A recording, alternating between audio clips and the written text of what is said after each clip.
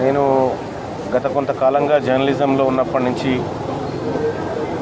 పెద్దలు డి శ్రీనివాస్ గారు నాకు అనేక సార్లు నన్ను ఇంటికి పిలిపించుకొని నీ వాయిస్ ఆ తర్వాత నువ్వు చేసే కార్యక్రమాలు బాగుంటాయి మల్లన్న, నువ్వు ఎప్పటికైనా ప్రజాక్షేత్రంలోకి రావాలి అని కోరుకున్నటువంటి వ్యక్తి. అలాగే ఇటీవల కాలంలో జరిగినటువంటి ఎన్నికల్లో కూడా ఆయన సూచనలు, ఆయన సలహాలు అన్నీ తీసుకొని ఎన్నికల్లో ముందుకు పోవడం జరిగింది. ముఖ్యంగా మున్నూరు కాపు కమ్యూనిటీలో ఒక పెద్ద వ్యక్తి డి శ్రీనివాస్ గారు ఈ రాష్ట్రంలో కాంగ్రెస్ పార్టీని 2 సార్లు అధికారంలోకి తీసుకురాగలిగినటువంటి స్థానంలో ఉండి ఆయన కాంగ్రెస్ పార్టీకి ఎన్నో సేవలు చేయడం జరిగింది.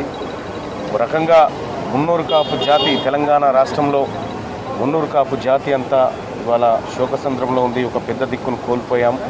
వాస్తవానికి కూడా ప్రభుత్వం కూడా అధికారిక లాంఛనాలతో ఆయన అంత్యక్రియలు నిర్వహించే దిశగా ప్రయత్నాలు చేస్తూ ఉంది. తప్పకుండా చేస్తామని చెప్పి ప్రభుత్వం తరఫున కూడా మేము రిక్వెస్ట్ చేస్తూ ఉన్నాం ప్రభుత్వాన్ని, ముఖ్యమంత్రి గారిని. సో ఏదేమైనప్పటికీ ఇదొక బాధాకరమైనటువంటి దినంగా మేము భావిస్తాము.